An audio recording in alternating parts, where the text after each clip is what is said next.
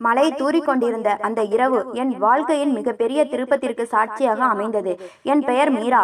வறுமையின் பிடியில் சிக்கி தவித்த என் குடும்பத்தை பராமரிக்க நான் வேலைக்கு சேர வேண்டிய கட்டாயம் ஏற்பட்டது. தர்மலிங்கம் ஐயாவின் வீட்டிற்கு அவரது குழந்தையை பார்த்து கொள்ளும் பொறுப்பிற்காக சென்றேன்.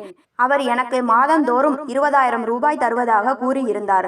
அந்த பணம் என் குடும்பத்திற்கு பெருமளவில் உதவியாக இருந்தது. தர்மலிங்கம் ஐயாவின் வீடு வசதி வாய்ப்புகள் நிறைந்திருந்தாலும் அங்கே ஒருவிதமான மர்மமான அமைதி நிலவும். நான் குழந்தைக்கு பால் புகட்ட செல்லும் போதெல்லாம் அவர் என் அறைக்கு வந்து நிற்பார். எனக்குள் ஒருவித கூச்சமும் பயமும் கலந்த உணர்வு மேலோங்கும். ஆனால் அவர் தரும் அந்த பணம் என் குடும்பத்தின் பசியை தீர்க்கும் ஒரே வழியாக இருந்ததால் நான் எதையும் வெளிக்காட்டி கொள்ளாமல் அமைதியாக இருந்தேன். ஒரு நாள் இரவு தர்மலிங்கம் ஐயாவின் குழந்தைக்கு கடும் காய்ச்சல் ஏற்பட்டது. பதறிப்போன அவர், மீரா, இன்று இரவு நீ இங்கேயே தங்கி குழந்தையை கவனித்துக்கொள் என்று வேண்டிக் கொண்டார். அவர் பேச்சில் ஏதோ ஒரு கட்டாயத்தனம் இருந்தது. அன்று இரவு அந்த வீட்டில் நடந்த சில நிகழ்வுகள் என் நினைவுகளை மங்க செய்தன. எனக்கு என்ன நடந்தது என்பதே சரியாக தெரியவில்லை. ஏதோ ஒரு பிரமை, ஒருவிதமான மயக்க நிலையில் நான் இருந்தேன்.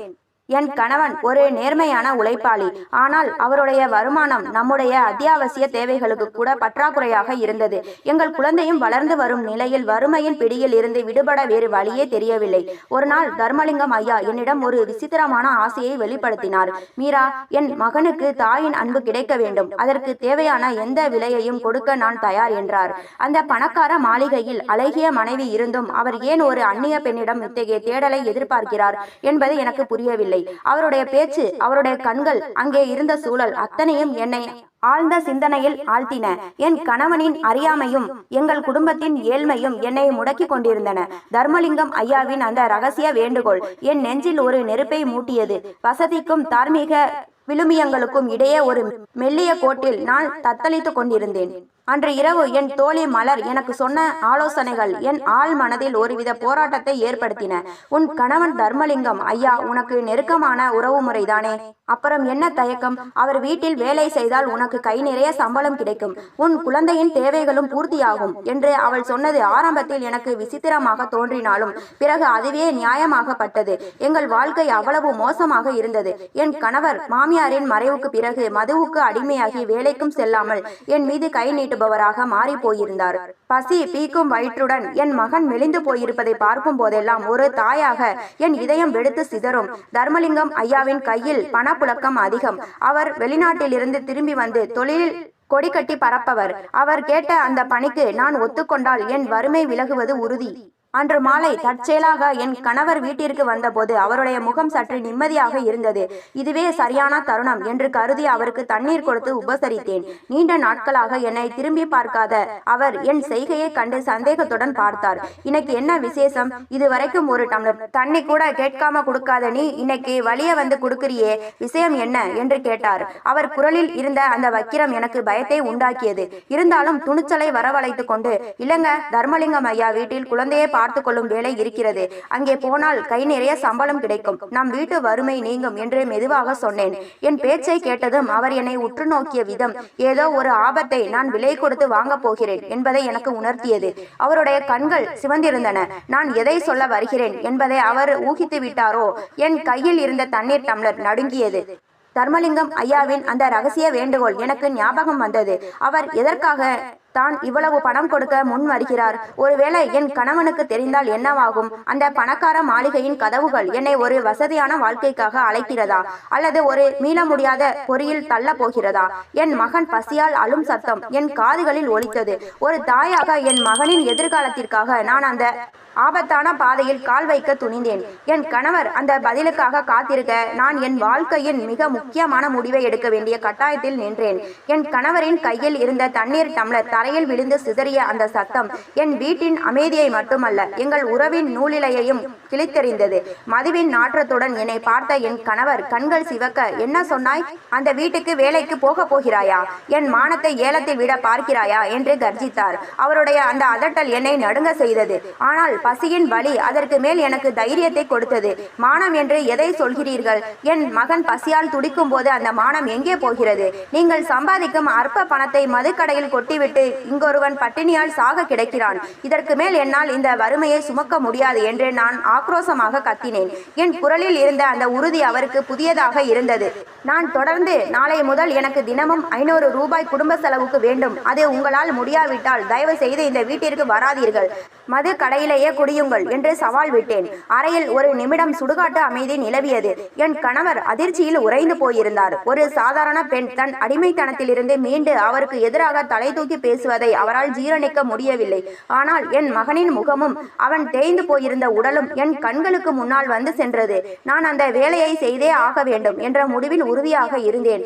அவர் சிறிது நேரம் அமைதியாக இருந்தார். அந்த மௌனம் எதை உணர்த்துகிறது என்று எனக்கு தெரியவில்லை. அவர் கோபத்தினால் வெடிக்கப் போகிறாரா அல்லது அந்த வறுமையின் யதார்த்தத்தை உணர்ந்து அமைதியானாரா? நிதானமாக தலையை நிமிர்த்திய அவர் என் கண்களை நேராக பார்த்தார். அவருடைய பார்வையில் ஒருவிதமான மர்மமும் கவலையும் கலந்திருந்தது.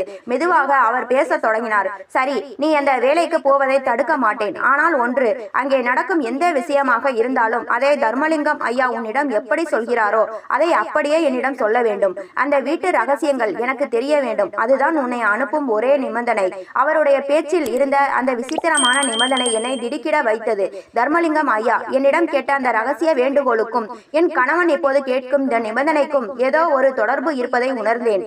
இது ஒரு குடும்பத்திற்குள் நடக்கும் சாதாரண வேலையா அல்லது விளையாட்டாக தொடங்கி விபரீதத்தில் முடிய போகும் ஒரு சூதாட்டமா? நான் மௌனமாக தலையசைத்தேன். என் மகனின் வாழ்வாதாரத்திற்காக நான் இப்போது தர்மலிங்கம் ஐயாவின் அந்த மர்மமான வலையில் நுழைய தயாராகிவிட்டேன். மறுநாள் விடியற் காலையிலேயே எழுந்து வீட்டு வேலைகளை முடித்துவிட்டு என் மகனை தூக்கி கொண்டு தர்மலிங்கம் ஐயாவின் வீட்டை நோக்கி நடக்கத் தொடங்கினேன். எங்கள் வீட்டிலிருந்து அரை மணி நேர நடைப்பயணம். பொதுவாக வருடத்தில் ஒரு முறை கூட செல்லாத அந்த பெரிய மாளிகையின் வாசலில் நின்றபோது என் நெஞ்சு படபடவென அடித்து கொண்டது. வீட்டிற்குள் நுழைந்ததும் ஒரு விதமான சலசலப்பு. தர்மலிங்கம் ஐயாவின் மனைவி ஏதோ ஒரு முக்கியமான போனில் கடுமையாக பேசிக் கொண்டிருந்தார். மறுபுறம் அந்த பங்களாவையே அதிர வைக்கும்படி தர்மலிங்கம் ஐயாவின் மகன் அழுது கொண்டிருந்தான். மாடி படிக்கட்டில் இறங்கி வந்த தர்மலிங்கம் ஐயா என்னை பார்த்ததும் சற்று வியப்புடன், மீரா, நீயா இங்கே இந்த நேரத்தில் என்று கேட்டார். நான் தயக்கத்துடன், ஐயா, உங்களிடம் முக்கியமான விஷயம் ஒன்று பேச வேண்டும் என்றேன். அவர் என் கண்களை பார்த்தவர் அமைதியாக தலையசைத்து என்னை அவரது தனிப்பட்ட அறைக்கு அழைத்து சென்றார். அறையின் கதவு மூடியதும் அங்கிருந்த நவீன வசதிகளையும் கலை நயமிக்க அலங்காரங்களையும் கண்டு நான் திகைத்து போனேன். வறுமையில் வாடும் எங்கள் குடிசைக்கும் இந்த அரண்மனை போன்ற அறைக்கும் எவ்வளவு வித்தியாசம்! சொல் மீரா, என்ன விஷயம் என்று அவர் தன் நாற்காலியில் அமர்ந்து கேட்டார். என் கணவர் கொடுத்த நிபந்தனை என் நினைவுக்கு வந்தது. இருந்தாலும் குடும்பத்தின் வறுமை என்னை உந்தியது. ஐயா, அன்று நீங்கள் உங்கள் மகனை பார்த்து கொள்ள ஒரு பெண் வேண்டும் என்று சொன்னீர்களே, அந்த வேலைக்கு நான் வர தயார்.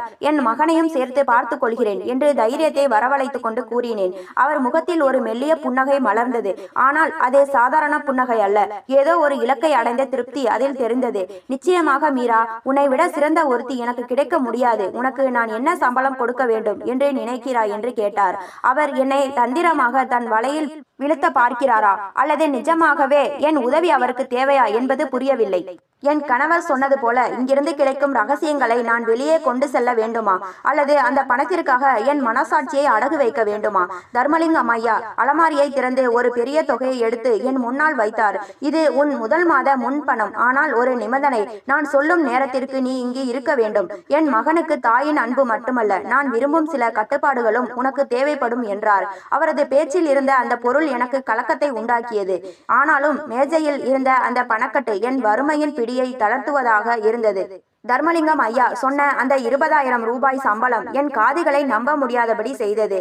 வறுமையிலும் உழலும் எங்களுக்கு அந்த பணம் ஒரு பெரிய வரப்பிரசாதம். ஐயா, இவ்வளவு பெரிய தொகையா என்று நான் ஆச்சரியத்துடன் கேட்டபோது அவர் ஒருவிதமான மர்மமான பார்வையை வீசி, உனக்கு இது குறைவா என்று கேட்டார். நான் இல்லை என்று தலை அசைத்தேன். அன்றே மாலை வேலைக்கு வரும்படி அவர் உத்தரவிட்டார். மகிழ்ச்சி ததும்ப வீட்டுக்கு வந்த நான் நடந்த அனைத்தையும் என் கணவனிடம் கூறினேன். என் கணவர் தர்மலிங்கம் ஐயாவின் வசதியையும் தன் இயலாமையையும் இருவரையும் ஒப்பிட்டு பார்த்தார். மதுவின் மயக்கத்தில் அவர் கண்கள் கலங்கின. நான் என் சொந்த பிள்ளைக்கே ஒரு நல்ல வாழ்க்கை அமைத்து தர முடியாமல் என் மனைவி இன்னொருவர் வீட்டில் வேலை செய்ய வேண்டிய நிலை வந்துவிட்டதே என்று அவர் வருத்தப்பட்டார். அவர் குரலில் இருந்த அந்த இயலாமை என் மனதை ஏதோ செய்தது. நீங்கள் கவலைப்படாதீர்கள், இது வெறும் வேலை மட்டும்தான். நம் வறுமை தீர்ந்தால் பிறகு நீங்களும் வேலைக்கு சென்று நிம்மதியாக இருக்கலாம் என்று அவரை தேற்றினேன். ஆனால் ஒரு சில நாளில் என் கணவர் அன்று அதிகம் மது அருந்தியதால் ஒரு விபத்தில் இறந்துவிட்டார். அதற்கு பிறகு என்ன செய்வது என்று தெரியாமல் என் மகனின் பசிக்காக அன்றே வேலைக்கு செல்ல நேரிட்டது. அன்று மாலை என் மகனை தூக்கி கொண்டு மீண்டும் தர்மலிங்கம் ஐயாவின் மாளிகைக்கு சென்றேன். அங்கே நுழைந்த போது காலை இருந்த அதே மர்மமான அமைதி நிலவியது. ஐயாவின் மனைவி எங்கோ வெளியூர் சென்றிருப்பதாக தெரிந்தது. வீடு வெறிச்சோடி இருந்தது. தர்மலிங்கம் ஐயா என்னை வரவேற்பறையில் அமர வைத்து, மீரா, இனிமேல் இந்த வீட்டின் மதிய உணவு முதல் என் மகனின் தேவைகள் வரை அனைத்தும் உன் பொறுப்பு. ஆனால் ஒரு முக்கியமான விஷயம், வீட்டின் சில அறைகளுக்கு நீ செல்லக்கூடாது. நான் இல்லாத நேரத்தில் யாரையும் உள்ளே அனுமதிக்க கூடாது என்று கண்டிப்பான குரலில் கூறினார். அவர் குரலில் ஏதோ ஒரு பயம் கலந்த எச்சரிக்கை இருந்தது. அவர் ஏன் அவ்வாறு சொன்னார்? அந்த அறைகளுக்குள் என்ன இருக்கிறது? என் கணவர் கேட்ட அந்த ரகசியங்கள் இவற்றுடன் தொடர்புடையதா? அவர் சொன்ன அந்த நிபந்தனைகள் எனக்கு பணத்தின் மீதான ஈர்ப்பை விட அந்த வீட்டின் மீதான அச்சத்தை அதிகப்படுத்தின. பணம் என் கையில் கிடைக்கப் போகிறது என்பது மகிழ்ச்சிதான். ஆனால் அதற்கு நான் கொடுக்கும் விலை என்னவாக இருக்கும் என்ற பயம் என்னுள் மெல்ல துளிர்த்தது. தர்மலிங்கம் ஐயா என் முன்னால் ஒரு ஒப்பந்த பத்திரத்தை வைத்தார். அதை வாசிக்க தொடங்கினேன். அதில் இருந்த வாசகங்கள் என் கை கால்களை நடுங்க செய்தன. அது வெறும் வேலைக்கான ஒப்பந்தம் போல தெரியவில்லை. என் வாழ்க்கையை அவர்களது கட்டுப்பாட்டிற்குள் கொண்டு வரும் ஒரு பத்திரமாக எனக்கு பட்டது. தர்மலிங்கம் ஐயா என் முன்னால் நின்று அந்த திருமண பத்திரத்தை முன்வைத்த போது என் உலகம் ஒரு கணம் சுழன்றது. இறந்த என் கணவரின் நினைவுகள் ஒரு புறம் என்னை வாட்ட, என் மகனின் எதிர்காலமும் தர்மலிங்கம் ஐயாவின் அன்பும் மறுபுறம் என்னை அலைக்கழித்தன. ஆனால் என் குழந்தையின் பசியையும் வறுமையையும் அவமானங்களையும் அனுபவித்தவளாக அவனுக்காக ஒரு பாதுகாப்பான கரத்தை நான் பற்ற வேண்டியிருந்தது. என் சம்மதத்திற்கு பிறகு தர்மலிங்கம் ஐயா துரிதமாக செயல்பட்டார். அவருடைய முதல் மனைவிக்கு விவாகரத்து நோட்டீஸ் அனுப்பப்பட்டது. சொகுசு வாழ்க்கைக்கும் கேளிக்கைகளுக்கும் மட்டுமே முன்னுரிமை கொடுத்த அந்த பெண்ணால் தர்மலிங்கம் ஐயாவின் அந்த முடிவை சகித்து கொள்ள முடியவில்லை. பெரும் சத்தமிட்டு சொத்துக்காக போராடினாள். ஆனால் தர்மலிங்கம் ஐயா அவளுக்கு சேர வேண்டியவற்றை கொடுத்து அந்த உறவை முழுமையாக முறித்து கொண்டார். திருமணம் மிக எளிமையாக நெருங்கிய உறவினர்கள் முன்னிலையில் நடந்தது. தர்மலிங்கம் ஐயா எனக்கு தாலி அணிவித்த அந்த நொடி நான் ஒரு வேலைக்காரியாக நுழைந்த அதே வீட்டில் இன்று அந்த வீட்டிற்கு உரியவளாக ஒரு மனைவியாக அடியெடுத்து வைத்தேன். திருமணத்திற்கு பிறகு என் வாழ்க்கை முற்றிலும் மாறியது. தர்மலிங்கம் ஐயா என் மகனை தன் சொந்த மகனை போலவே பாவித்து அவனுக்கு சிறந்த கல்வி மற்றும் ஆடை அலங்காரங்களை செய்து கொடுத்தார். அவன் இப்போது ஏழ்மையின் பிடியிலிருந்து மீண்டு ஒரு இளவரசனை போல வளர்ந்து வருகிறான். அதே போல தர்மலிங்கம் ஐயாவின் மகனுக்கும் நான் உண்மையான தாயாக இருந்து அவன் உடல் நலனை சீராக்கி அவனுக்கு பாசத்தை கொடுத்தேன். எங்கள் இரு குடும்பங்களும் ஒன்றிணைந்தன. இப்போது என் மகனுக்கு தந்தையின் பாசம் கிடைத்துவிட்டது. தர்மலிங்கம் ஐயாவின் மகனுக்கு தாயின் அரவணைப்பு கிடைத்துவிட்டது. இழந்த ஒவ்வொன்றிற்கும் இறைவன் ஒரு மாற்றத்தை தந்திருக்கிறான் என்பதை உணர்ந்தேன். ஒரு காலத்தில் ஒரு வேளை உணவிற்காக ஏங்கிய நான் இன்று இந்த மாளிகையின் ராணியாக மன நிறைவுடன் இருக்கிறேன். என் கணவர் இறந்தபோது உலகம் என்னை பார்த்து இனி என்ன செய்ய போகிறாய் என்று கேட்டது. இன்று அந்த உலகம் என்னை பார்த்து வியந்து நிற்கிறது. கடமை, பொறுமை மற்றும் சுயமரியாதை இவை மூன்றையும் விடாமல் பற்றி கொண்டால் வாழ்க்கை நிச்சயம் ஒரு அழகான இடத்திற்கு நம்மை இட்டு செல்லும் என்பதற்கு என் வாழ்க்கையே சாட்சி. கடவுளுக்கு நன்றியுடன் என் குழந்தைகளின் எதிர்காலத்தை ஒளிமயமாக மாற்றி அமைக்கும் பொறுப்பில் நான் இன்று பெரும் மகிழ்ச்சியோடு இருக்கிறேன். காலங்கள் ஓடிக்கொண்டிருந்தன. தர்மலிங்கம் ஐயாவின் மாளிகை ஒரு காலத்தில் மர்மங்களும் அச்சங்களும் நிறைந்த இடமாக எனக்கு தெரிந்தது. இன்று அதே வீடு என் மகனின் சிரிப்பொலியாலும் தர்மலிங்கம் ஐயாவின் மகனின் கலகலப்பான பேச்சாலும் ஒரு முழுமையான இல்லமாக மாறி இருந்தது. திருமணமாகி ஒரு வருடம் உருண்டோடியது. நான் இப்போது வெறும் வேலையாள் அல்ல, அந்த வீட்டின் அரசி. ஆனால் வசதிகள் பெருக பெருக என் மனதில் ஏதோ ஒரு விதமான அமைதி கலந்த தேடல் நீடித்திருந்தது. ஒரு முறை பழைய பொருட்களை சுத்தம் செய்து கொண்டிருந்த போது என் முதல் கணவர் எனக்கு கொடுத்த பழைய வளையல்கள் மற்றும் அவர் உபயோகித்த சில பொருட்களை கண்டெடுத்தேன். அவை என்னை பழைய நினைவுகளுக்கு இழுத்து சென்றன.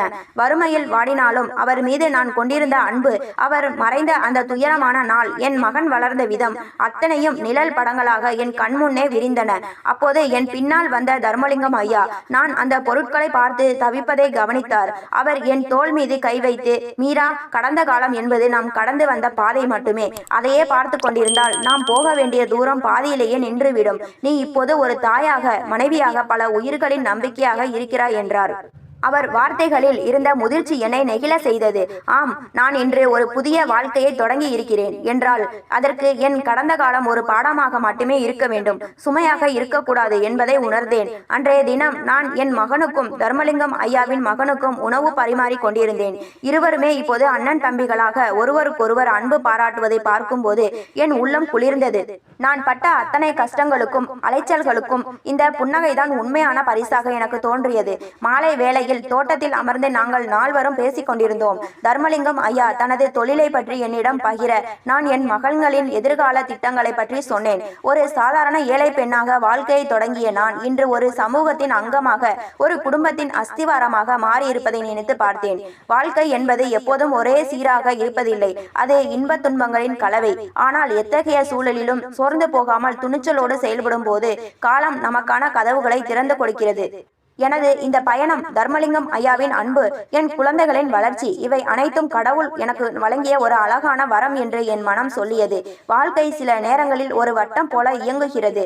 நான் வறுமையில் கஷ்டப்பட்ட அதே தெருக்களில் இன்று என் மகன் ஒரு பெரிய காரில் பயணம் செல்வதையும் பார்க்கும்போது கண்கள் பனித்தன. தர்மலிங்கம் ஐயாவின் வளர்ப்பு என் மகனை ஒரு பொறுப்பானவனாக மாற்றி இருந்தது. அவனும் தர்மலிங்கம் ஐயாவின் மகனும் இப்போது பிரிக்க முடியாத நண்பர்கள். இருவரும் சேர்ந்து விளையாடும் போது ஒரு காலத்தில் நான் பட்ட அந்த வேதனைகள் எல்லாம் ஏதோ ஒரு பழைய திரைப்படத்தை பார்ப்பது போல தோன்றியது. ஒரு நாள் என் மகன் என்னிடம் வந்து, அம்மா, நான் ஏன் அந்த பழைய குடிசை பகுதியில் இருந்தேன், ஏன் அந்த பள்ளியில் படித்தேன் என்று கேட்டான். அவனது அந்த அப்பாவித்தனமான கேள்வி எனக்குள் ஒரு புதிய அதிர்வலைகளை உருவாக்கியது.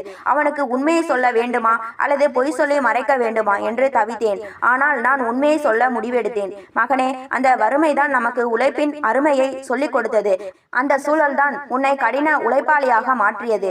நாம் வசதியாக இருக்கலாம், ஆனால் ஒருபோதும் நம் வேர்களை மறக்கக்கூடாது என்று விளக்கினேன்.